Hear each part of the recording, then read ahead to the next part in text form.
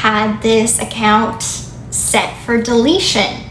So, but when you're within your 30 days of waiting it for it to delete, you can still reactivate it.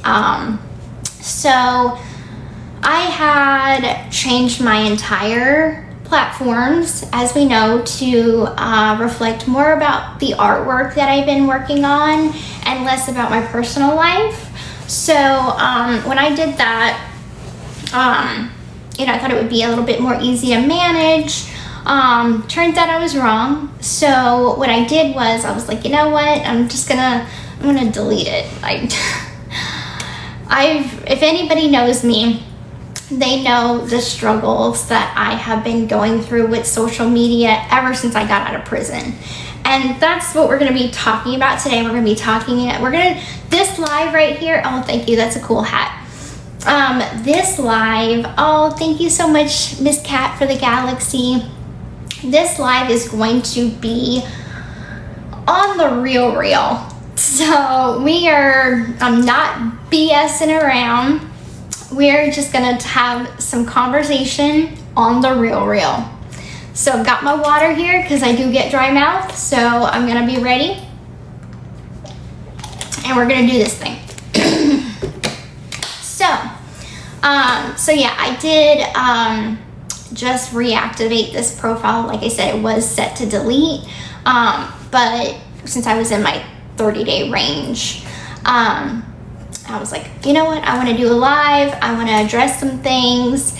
I'm in a spot in my life right now to where I feel like I can address some things. Oh, that's cool. Thank you, Tennessee.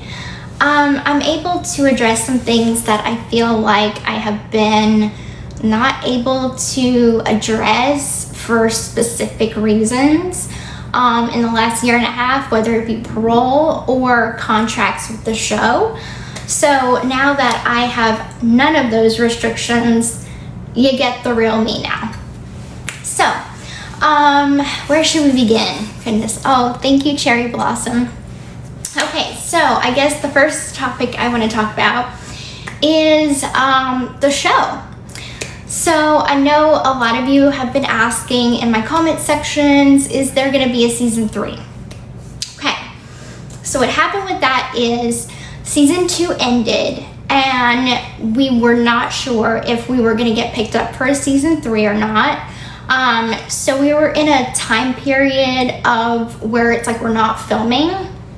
And life happens, stuff was happening. Like I got off of parole.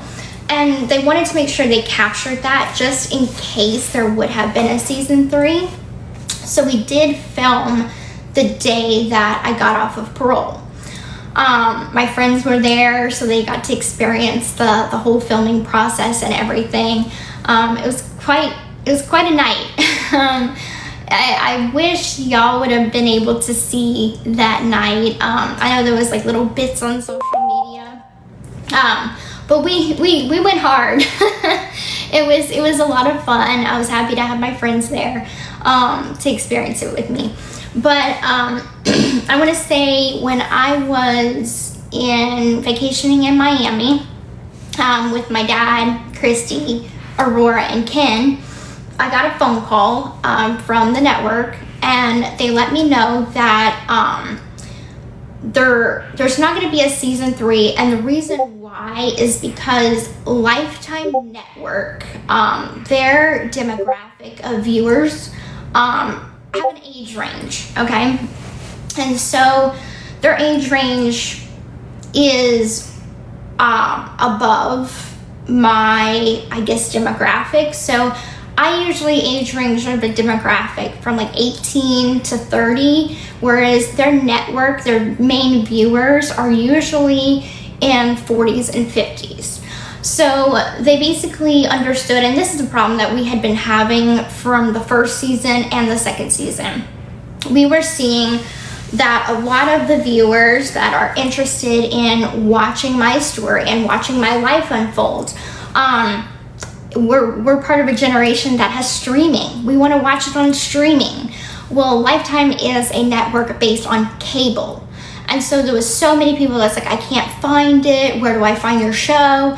And and I'm like, it's on cable. And so a lot of people had to go on apps like Friendly or Next Day on the Lifetime app. So it was not as available as a potential streaming service could have been to our show.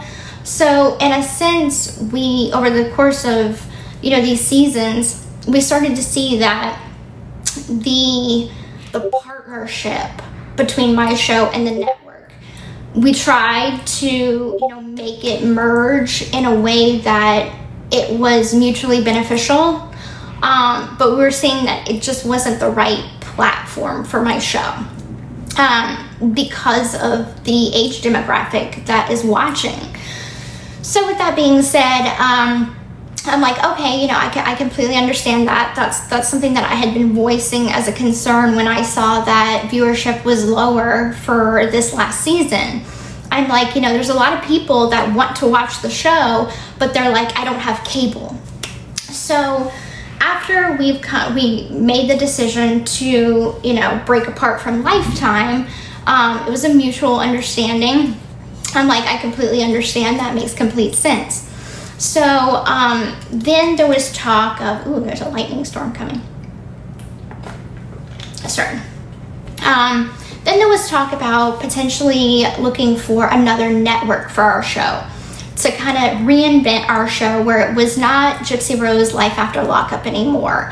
It was, this new chapter of my life as a mom, my life in freedom. And so I was like, okay, we had interested buyers. Hulu was interested, as well as other networks were interested in creating maybe not the same show, but still covering my life.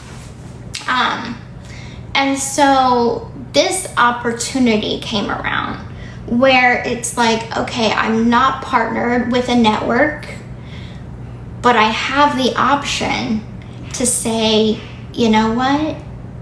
I don't want another show. I want to live a private life, a normal life now. And these opportunities, these kind of forks in the road, don't come often. When you are signed to a network, you are contractually obligated to post when they want you to post, go to events when they want you to go to events, to promote the show, film. It is in the contract that I signed that how many film days we had, what is required of me. It's a lot that goes into contracts with a network. And even as so much as, how long can you be under a certain amount of time that you can't even do another show or something similar, like a documentary. So I had a conversation with my manager, and I was like, you know what? I had been begging for just a life of quietness, of silence, of no social media, no television show, nothing like that. But I had been in these contracts for so long. So finally, now that my obligations are done with season 2 and there's not going to be a season 3, I told my manager, you know what?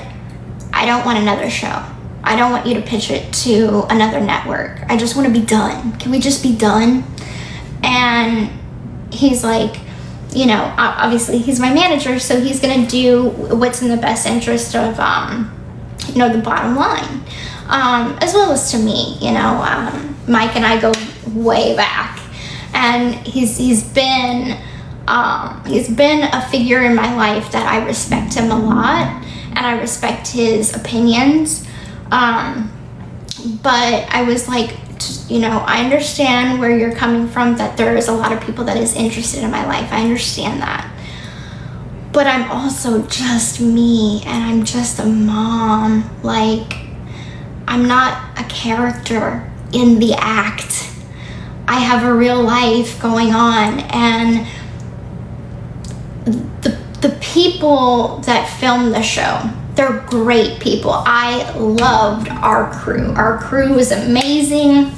Some of them are still good friends to this day. The producers were amazing. Like, we had a great team behind our show, and that is what made it so wonderful to film. Is, I mean, if people are going to bitch your house 5 days a week, hopefully you like them. So we really liked the crew that we had. But the downside is, okay, so when you are filming, say I want to go to the grocery store, okay? They have to call and clear the grocery store to make sure that they even allow them to film at the grocery store. So I can't just tell the film crew, hey, I'm going to Rouse's or I'm going to Target, and they just follow me. That's not how that works. It's a whole like setup process where they're like, they gotta call a manager and get clearance and and if it's a big name brand like Target or Walmart, they're not gonna be able to film at a place like that. So often the shops that we would have to go to is these like little specialty boutiques and stuff. So it's a little bit of a hindrance to not be able to say, okay, I just want to go here and do my business and that be it. It's a schedule, it's a job, and it does take work. It's like, yes, it's reality. Yes, you're filming what you're doing in your life, but there's all these added extra steps to it. So it's like, and for season 2, technically we were supposed to be, Aurora's birth was supposed to be the last thing that we filmed.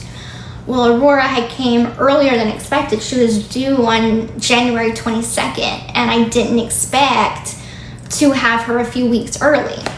So we still had a good 2 months of filming to still do.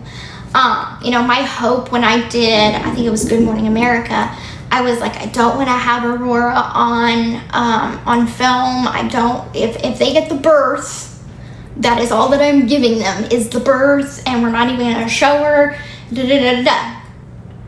Time came, December came, she came early. So we did not expect that curveball. So then it became like, okay, they want to film 2-3 weeks post her birth. And I'm like having conversations with the network, and I'm like, listen, I have already said, you guys hear the thunder out there? I don't want to have Aurora on camera. I'll give y'all the birth, I'll give y'all that. But I don't want to have my daughter grow up in this life, okay, where she's being scrutinized, she's being talked about, she's being posted. I don't want any of that. I lived that life, and it sucks. It sucks. Yeah, it sucks big time. And so we ended up making an agreement that she would be shown, but like in abstract, creative ways, like far away shots. Her face is blurred, her little hand, like different ways to where it's not just full on her. And even to the week before the last episode. Sorry, that scared me. Good Lord, it's really bad out there. Even as far as the week before the final episode came out, and that whole thing happened with the Easter pictures that Ken and I had taken her to go see the Easter Bunny, and we put the heart emoji over her face, and someone used AI to try to remove it, but they plastered another baby's face on it, or it wasn't her. At the end of the day, it wasn't her. So I tell the network about it, and they're like, well, since someone has been trying to put Aurora's face out there, wouldn't it be powerful? Wouldn't it be better for it to come from you, and give you the opportunity and you the power back, instead of all these other people trying to sneak pictures of her and everything? And I'm like, no. And they're like, we could look into possibly a bump up in pay of the episode if you unblur her face. Okay? No amount of money thrown at me is gonna make me change my mind. I don't want to show my daughter's face. I I'm trying to respect her privacy. And yes, I'm a mom. I would love to be one of those moms that could post her kids on Facebook and you know, enjoy being a mom that way, showing how beautiful my daughter is. I would love to be that kind of mom. I scroll past my friends on Facebook all the time taking pictures of their kids, and I'm like, oh God, I wish I could do that. But because I am who I am, and because these people that have opposing opinions of me, or very strong opinions of me, that they take it far beyond a dislike for me, should I say,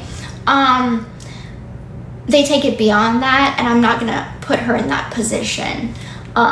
So I'm trying to do what I can to protect her. So I was like, with respect, no, I turned down your offer. I'm not gonna accept more money just to unblur her face. And this is all things, everything that I'm telling you right now, I'm only able to tell you because I'm no longer under a NDA with the network.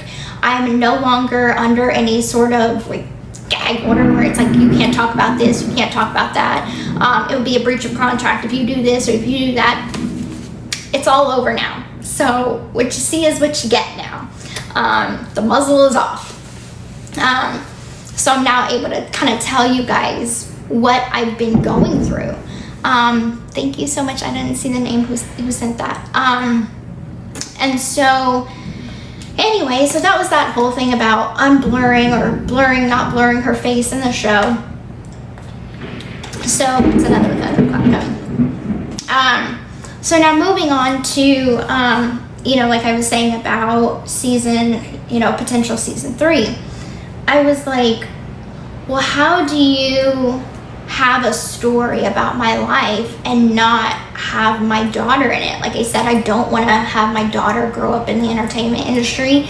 I don't want her to be a cash cow. I don't want her to that to be the focus. And it's like, gosh, sorry, it's so loud up there. He's thundering pretty bad. I'm like, if you want to talk about me, if you want to make a documentary about me, that's fine. It's like I've been plastered around anywhere and like a show pony for the last, 10 years anyway. What does it matter? But I'm like, you're not going to do that to my kid though. So I'm like, ultimately the choice was continue on with the show, make some money, they do pay good, or forfeit the money and choose a private as people will let me, life. And that means money struggles. That absolutely, I am not rich. This whole, I have $3 million, no, absolutely not. I'm not broke, but I'm also not rich. I have a nest egg, and without doing another season, there is no income. Like I said, I had this account set for deletion, so that means no creator fund. That means I'm not making money off of TikTok. So, and the people that are like, get a job. Okay, I have a almost 8-month-old daughter. Ken works. My parents live an hour and 15 minutes away. I don't necessarily have people, I'm not gonna leave her with a babysitter. So, and I'm not gonna put her in daycare and stuff like that. Like, I don't trust people that much. I have trust issues. People need to know I have trust issues. Thank you for the galaxy. I'm a protective mom. I hear stories all the time about kids getting, abused or hit or stuff like that in daycare. No. So I'm like, I am a stay-at-home mom. I take care of my daughter, so I needed to find another source of income of something that I could do where I stay home and do. For a long time, that was social media. Thank you so much, Angel Marie. Love you, girl. For a long time, that was social media for me. The reality of it is I used to make probably about $3,000 a month on TikTok from the Creator Fund. The Creator Fund's great. But if you're not wanting to showcase your life, then you're kind of limited, especially, coming from someone who was on reality TV. Thank you. People have said, do Cameo, do this, do that. I don't want to. So what I I found is I like artwork. I like painting. This is something that I can do at home. And no, it's not Picasso. No, it's not great. But I'm still learning, and that's the fun thing about it is I'm learning. I'm learning so much more about art. Art has been a passion of mine for a very long time. I actually have a painting that I did a long time ago. Okay, it's not good. It's just my handprints. But this is before the crime, so it's my handprints, and we were able to get this from the Habitat House and some of my other paintings. So painting is something not new. This is something I've been doing for a long time, in different ways and stuff like that. Selling it, like I said, I need an income. I do have a child to provide for. Ken provides what he can, and he does an amazing job providing for the family. But as a mom, like in this economy, both parents need to be bringing in an income to stay above water. That's just the reality of life. So anybody that knocks my art, I'm sorry, it's not perfect. It is abstract. I never claimed to be, making the Mona Lisa. It's one thing about me. I'm kind of funny, so I'll play jokes.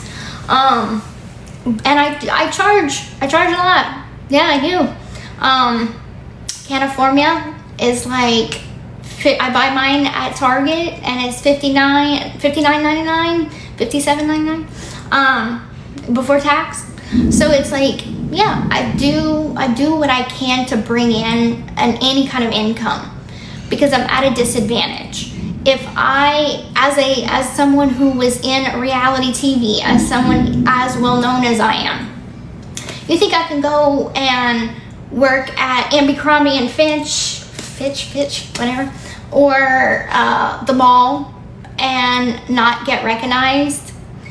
There are people on this app that have called places that I'll go shop or I will go eat at a restaurant. They will call and harass the place. So I would love to ask these people, the people that are like, get a job. If I got a 9-to-5, would y'all like let me work? Would y'all leave me alone and just let me do my job without calling and be like, do you know a schmurder works there? I'm gonna get her fired. So it's like, I am at that disadvantage. So I'm like, strip everything away and realize I do have a child, a living, breathing child to provide for. And I'm just literally doing the best I can with what I have to work with. So anyway, moving on from that. So that is why there is no season 3. It's because I chose to not continue on. Lifetime chose not to continue on with me because the viewership didn't match up. I chose not to continue on with another network who would have picked up our show. So ultimately, that's the reason why. And now what am I left with? So now I'm doing good in my life. I'm enjoying living a more quiet, private life. As for social media, let's loop back into social media. Social media and I, as we have seen on the show, has been something I have been battling with since I got out of prison. My expectations of social media when I got out was basically, oh, thank you, Mac. I just read a text.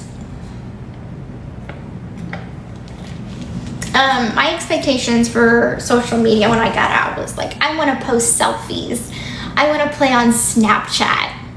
I want to be goofy and do silly TikTok videos of me dancing and like everything that I was like scrolling by. I'm like, oh, that's a trendy video. I want to do that. And, because it's like I didn't get a chance to get into all that stuff when I was locked up. Like, when I was locked up, all this stuff was going on, and I'm like, I want to try that out. I'm 34 years old, but like in my soul, I feel like sometimes I'm like 20. I'm like, sometimes I could be a little goofy, be immature, be a little smart ass sometimes, but that's only like one part of me. That's cool. Thank you. The other part of me is every bit of 34 and learning what are my priorities in life? What is the meaning of me? Who am I? And I think that, you know, if we take away all of the content that gets put about me, the narratives that get put out there, you know, I mean, just look at, it was breaking news that I cut my hair. I got a new haircut. Okay. But if you take away all of that extra content from creators, you know, the reality is I never got to figure out who I am. And so, yeah, I'm going to be 50 different versions of me. I do change. I grow. And some things stay the same. Because maturing comes with time I didn't have. And in prison is supposed to be reform. Okay, in a lot of ways, prison is actually just a babysitter. It's an adult babysitter.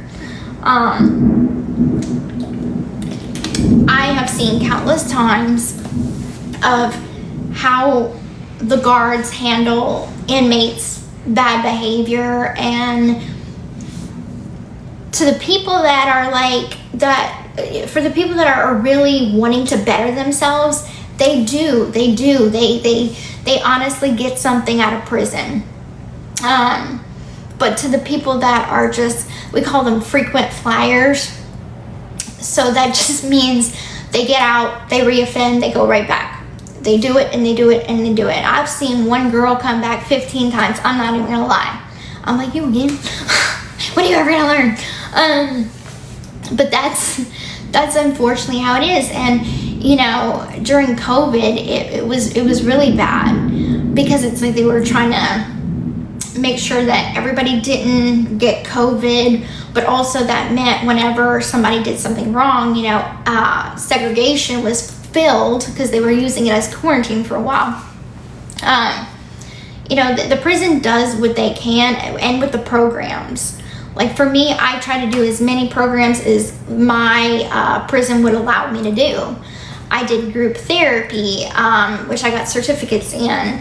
I got my GED, which I was like super proud of myself, because it's like I had to learn all that stuff from the ground up. So it's like, yeah, my GED might not be a college degree, okay, but it was big for me, so that's all that matters. So it's like, in prison, you get what you give, and that's just how it is. I did everything I can within, oh, thank you. I did everything I could have within, you know, the limits of what I had to work with. Sorry, I was talking. So coming out, they don't teach you about real life in prison. In prison, the loudest dog is the one, you know, you have to be the ferocious, you have to be tough, you have to be, you know, that badass, in order to be respected. So coming out of prison, I'm like, okay, so I gotta, if someone doesn't like me, I've gotta be snarky, I've gotta be, you know, more. And then I started to realize over the course of, you know, my time being free, you don't address someone with a different opinion with like being straight up rude. Now, I am the type of person that if you come at me rude, probably gonna come at you rude too. But I've also been having really good conversations with creators on this app that started out not liking me. Like, they literally made anti-Gypsy content. And one in particular I'm friends with now. And others that have had, you know, a difference of an opinion, or as they say, the other side. I've been able to have decent conversations with them, and us not really get into the weeds of all of the conspiracy theories, or, you know, the different things that come up that people have questions about.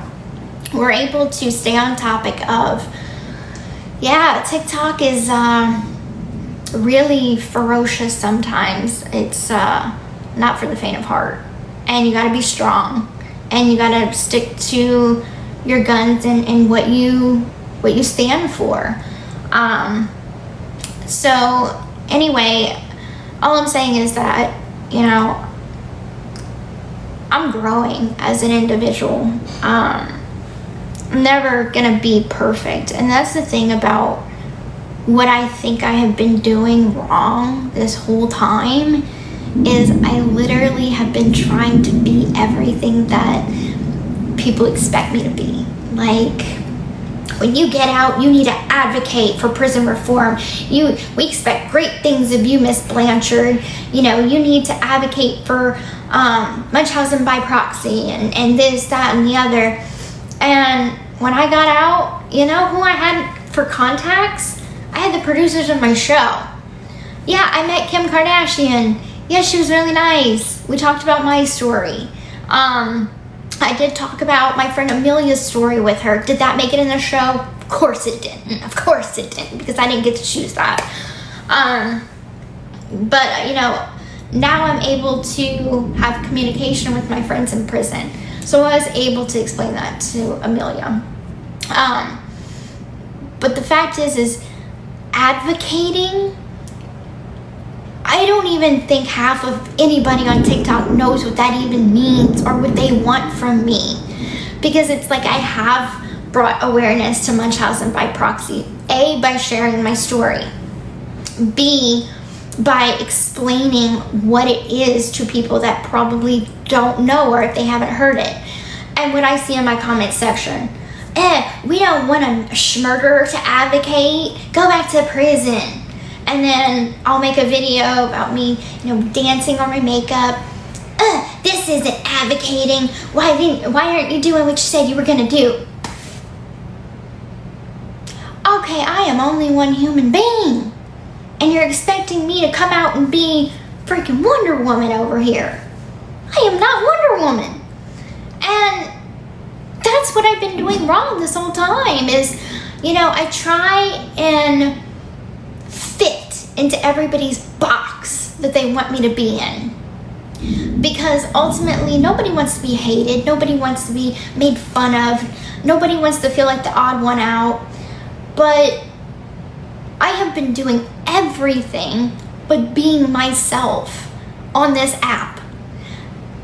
And like, when I thought that my style was getting better, you know, people are like, you're copying off of your sister. Well, my sister gave me some good advice about style, but I'm not the fashionable sister, okay? I am the one that will wear slippers of 2 different colors. I am quirky. I am not fashionable because I don't have an eye for fashion. Yeah, I'm not into fashion. I like makeup, but I'm just not fashionable, and that's fine. If somebody thinks I'm not fashionable, it's okay. I don't care. You're not wearing it. I am. So it doesn't matter. But I've seen that a lot, and I just feel like I'm so done being put in everybody's box or trying to be what everybody else wants me to be. And I just want to be me. Like, I want to be me, because I feel like that's what my friends know. That's what my loved ones know. And that's ultimately what I'm happy being, is myself. Most people don't know that I'm super dorky. I snort when I laugh sometimes. I make dumb jokes that are pretty much like knock-knock jokes.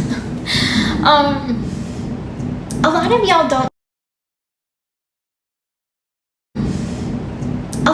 don't. Call me. Hold up. Let me put you on pause. And I don't want to end. I just want to go on pause. Cancel. See, I haven't been live forever, and I forgot how this works.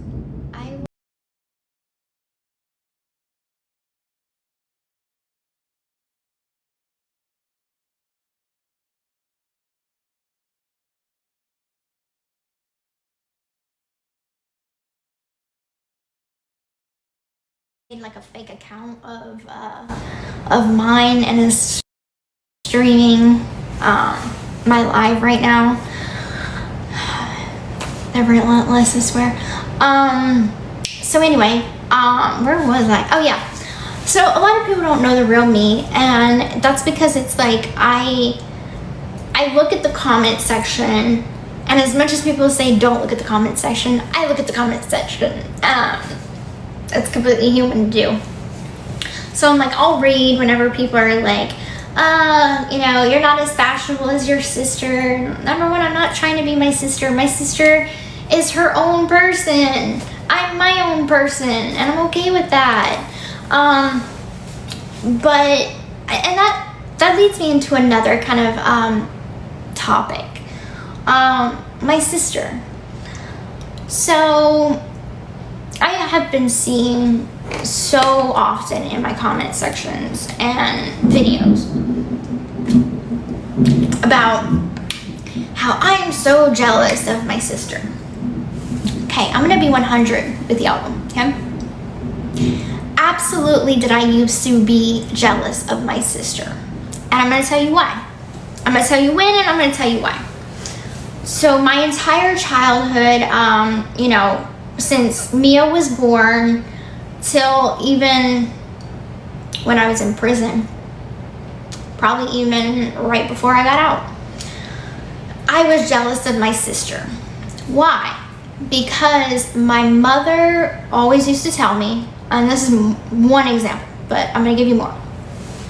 My mother, every time my birthday would come around, Thanksgiving or any kind of family holiday or something, my mom would be like, your dad didn't get you a birthday gift, or your dad didn't call you, or this, that, and the other. Your dad didn't do this because he's too busy with his other daughter, his favorite daughter. So as a child, and yes, I was a child, growing up into my teen years and even young adult, I was told that my dad didn't love me, that he loved his other two kids more. So growing up, that was already ingrained in my head. So people want to talk about my triggers. That's one of my triggers, is my sister. That is a trigger for me. Then when I got out, I got to have a relationship with my dad, because, I was jealous of my sister, because she got to grow up with my dad. She got to get raised by my dad, and in this, ideal home situation that I didn't get to.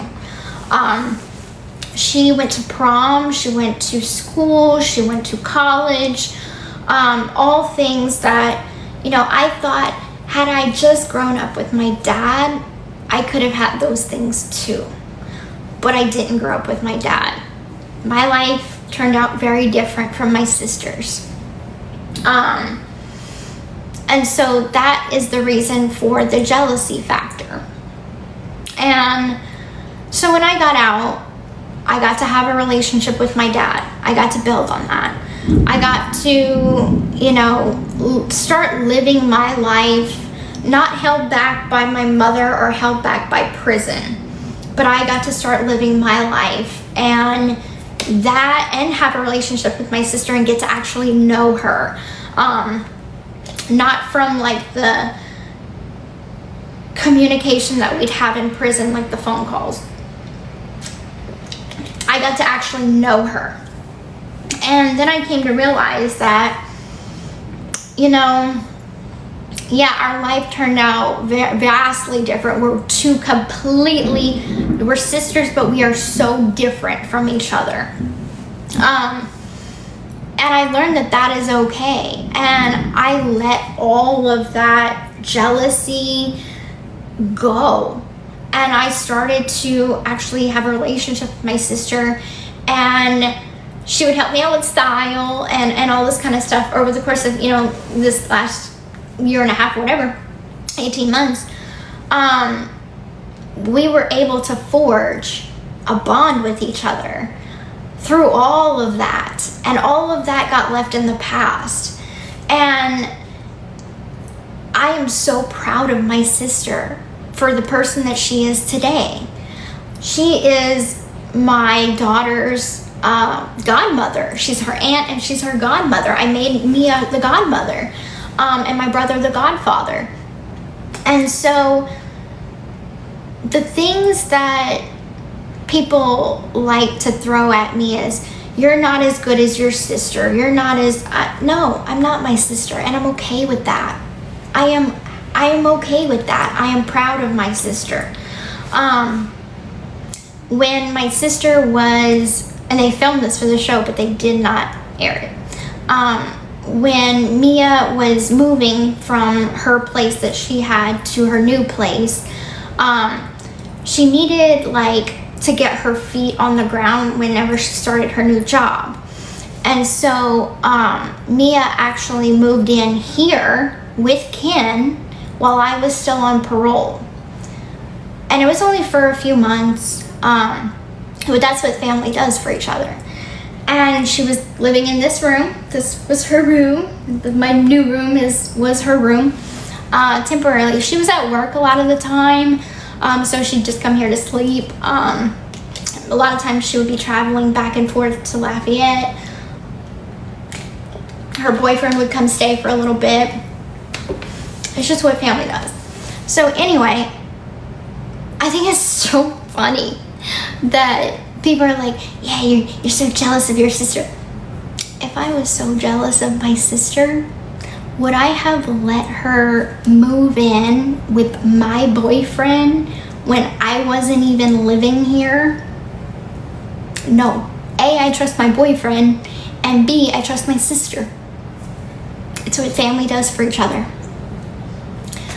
So what you guys think is going on social media, you probably don't even know what's really going on. Just saying. So with that being said, I have a good relationship with my sister, and no one on TikTok is gonna ruin that for me, and no one's gonna ruin it for her. I think she's doing an awesome job as an influencer, and she's doing an awesome job as a nurse. I'm super proud of her. Okay, so moving on from that, which leads me to motherhood, okay? I can tell you, I'm getting all this out, okay? So, motherhood.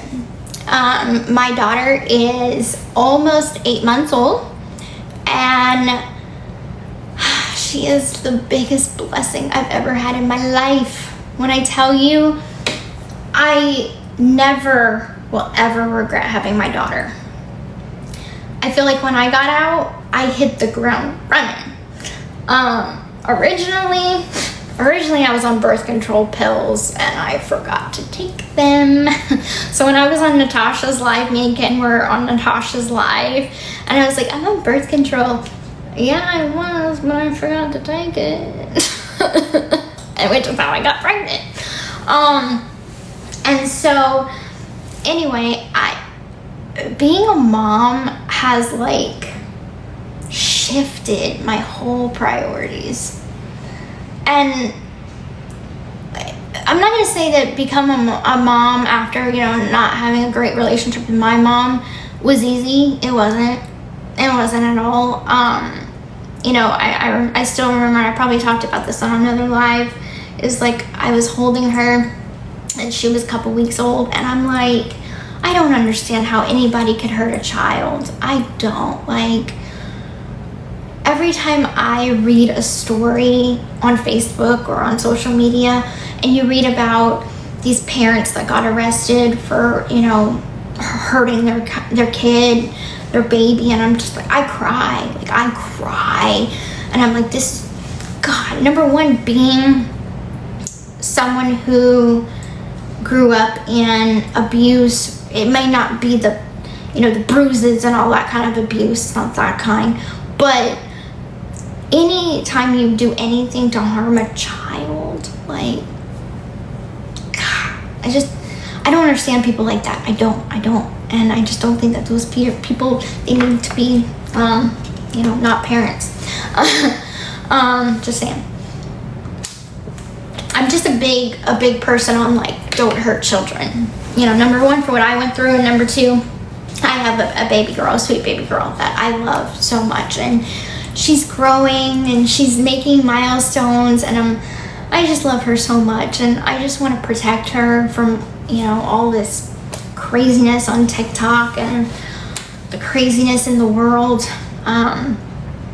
She's being raised by a family that loves her so much. Like, Ken will sing to her and she will just light up, and I'm like, oh gosh, what could I do to make her giggle for me? Because he got the first giggle out of her. Now I was like, what could I do? So sometimes I'll just lift her little legs up and be like, ah, booga, booga, booga, booga. Like, that's what I do.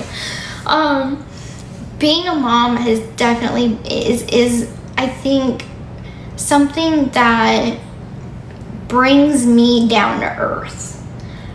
Number one, I've learned, put yourself on the back burner, dude. Like,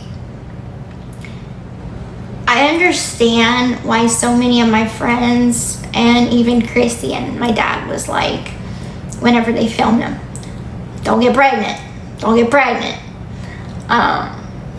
Because you gotta be selfless. You gotta put the baby first. You gotta do all that.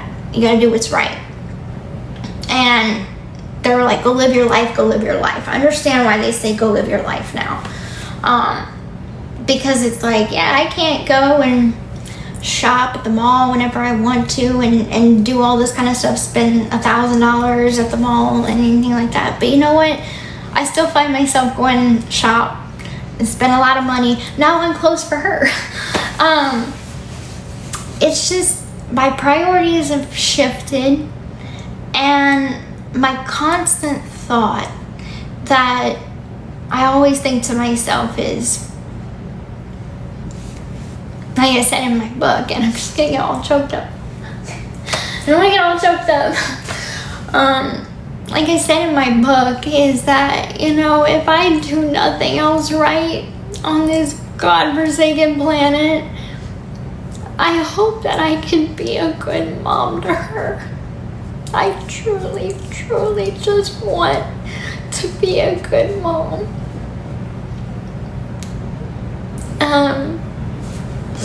Sorry, I'm trying not to cry. Shit.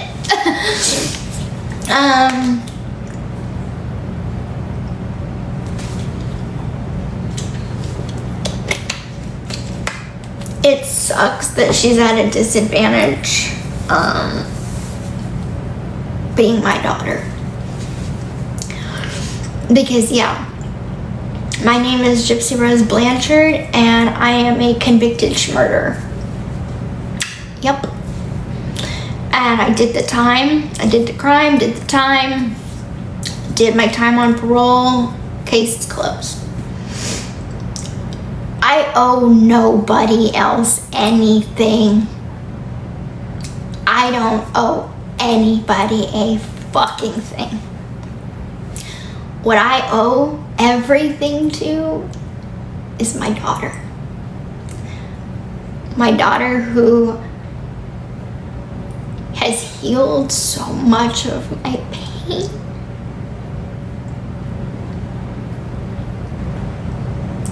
So much of my guilt. And I want to give her her best chance. But I need people to give me my best chance so I could give her her best chance. And so what I want going forward is people to leave me the fuck alone. I'm not gonna post on social media. I'm not gonna do any more interviews or TV shows. Y'all got what y'all want. You got what you want, so leave me alone. Y'all want Nick out of prison? Well, then go fight for it. But leave me alone. I've done my time. Like, it's not fair to hound someone that, yeah, sure, I probably should have lived a quiet life when I got out. You know what? You're damn right I should have. Absolutely should have. Anybody said you should have gone live yeah, absolutely I should have. And I didn't, and you know, that was my fuck up. Paying the consequences now, right? But I'm making that choice now for my family. It's better late than never. Everything I'm doing to give my daughter a good life, a normal life, a life that I didn't get to live. I didn't get to live a normal life. So I'm thinking, like, what could I do to, you know, step back and be more private, post less, and shit gets leaked, and, you know, that's not by my friends, but, you know, all these content creators end up finding something that I'm doing and then make content about it. It's not like I'm trying to stay relevant. I'm doing this live right now so I could explain everything to y'all, and hopefully y'all see me for once.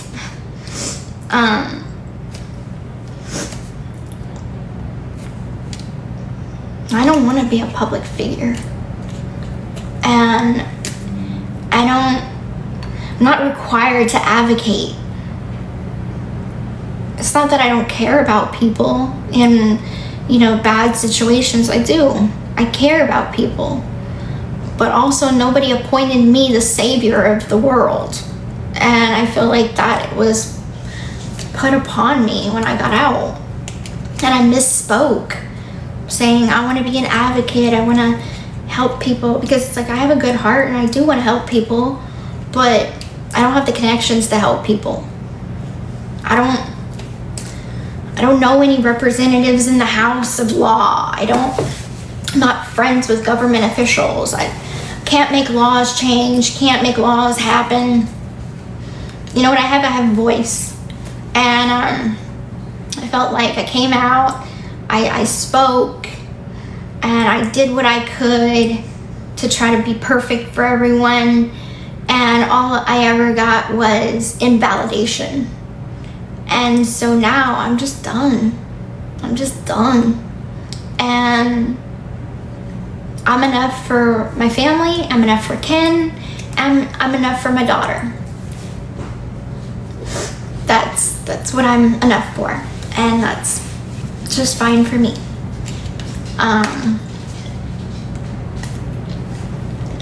To anybody that feels like I help them in any way, because I do get messages like that where people are like, you know, you saved my life, you helped me so much, you inspire me.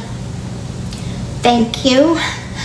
I'm really happy if I helped you through any sort of hard time. But it hasn't been easy for me either. So I'm just gonna let you guys know that a big part of why I wanted to step away from social media, and I wanted to go on that 30-day detox, if you guys remember that 30-day detox that I had posted. Well, I had posted it, and then literally like an hour later I get a call. Hey, you still gonna post for the show, right? You're required to post. This is your job. You have to post in order to promote the show. Yeah, okay, fine. I'll post for the show. Gypsy Blanchard's a liar. She said she was gonna go on a Yeah, that sucks. So now I don't have anybody telling me when to post, how to post, where to post, or even post at all. So that's why I just want to be done. I have my private Facebook. If you're a friend on my Facebook, consider yourself a trusted person in my inner circle, because I only add people that I absolutely 100% trust. I have this TikTok account right here, which will go back on deactivate after this live. I have my private TikTok, which I may deactivate that too. I may take the app completely off my phone and, say, fuck it. Fuck this app. I have my Blown Beauty Art Instagram, so I could post my art. And I do have a private Instagram that I don't really post much on. And that's it. So I deleted my X account, so I no longer have my X account. Nobody even uses X anymore anyway. I think Ken still does, but for now, that's it. Ken still has his Instagram, he has his private Facebook, and he has his TikTok. So those are the only accounts that are ours. All these other hundreds of fake accounts, and they'll post, and I'm starting to learn that. So ever since I started kind of stepping back from social media, now all these fake Gypsy accounts of people pretending to be me are gonna post stuff just so content creators have something to talk about, because they're not getting content from me. So now they're gonna make content so they can report on that and talk about that. It's just so annoying. But it's gonna happen. So just know that now that I am saying everything that I will end in 4 minutes. Why? Okay. Now that I'm saying everything that I have to say, I feel like that's it. I'm doing good in my life, and I'm doing what I need for my mental health. But I will tell you guys that when I went to Austin with Ken and Aurora, this was 2 weeks after I got off parole and the whole billboard thing happened and everything. I hit bottom and I wanted to unalive myself. So Ken was I was in the bedroom and I was like, Ken, please, I just want it to end. I cannot take this anymore. I have taken everything from every angle, and it's just hit after hit after hit. And I'm at my knees, and people are kicking me down. And he's like, you know what? Tomorrow we're gonna go to Austin. We're gonna go visit my mom. We're gonna get you away. We are gonna go and have some time where you can get away from social media. You can just be happy. And so we did, and it was so refreshing to just say, you know what? Oh God, this is so nice not being on social media and not having to worry about people's opinions of me and all this kind of stuff. And that's when it started to click that privacy and a more quiet life is gonna bring me inner peace and happiness within my own self and my own life. But I will say, yeah, I was at the point where I'm I want to unalive myself. Now, I don't feel that way anymore. I've had, a therapy. I've had therapy since then. I've had time. I have pulled myself out of that depression. I am stable. I'm good. I'm good. But this was an eye-opening experience that this app is not healthy for me. And so, with that being said, thank y'all to everybody that has stood by me and heard me out and still continues to fight for me and defend me. Bree, God, she's such a good friend. I love that woman, and I love my friends. They have been such good friends to me. But I need to take a step back, and if all these content creators won't leave me alone, then I'm gonna remove myself from the equation and I'm gonna go be happy privately. So with that being said, thank you for watching my live. I'm doing good. We're doing really, really good over here. And the less I hear about all the nonsense, the better it is for my mental health. I hope you guys understand where I'm coming from. I hope you guys know that I love you guys. And I don't know when I'm gonna post again, if ever. I don't know if I'm ever gonna go live again. I don't know. But for now, this is what I need to do for me and for my family. Thank you. This is just where I'm at with it in my life. And so now I'm not going to be doing interviews. No, I'm not. There's not another show. It's a new chapter in my life. And this is the chapter of me raising my daughter and living my happy ending. And unfortunately, y'all don't get to see it, but it's okay. Just know that I'm okay and know that I'm happy. So, with that being said, such a cute teddy bear. With that being said, I'm gonna end this live because I think I've rambled on so long. It's been one hell of a ride. All right. I love y'all. Have a great rest of y'all day. Gypsy.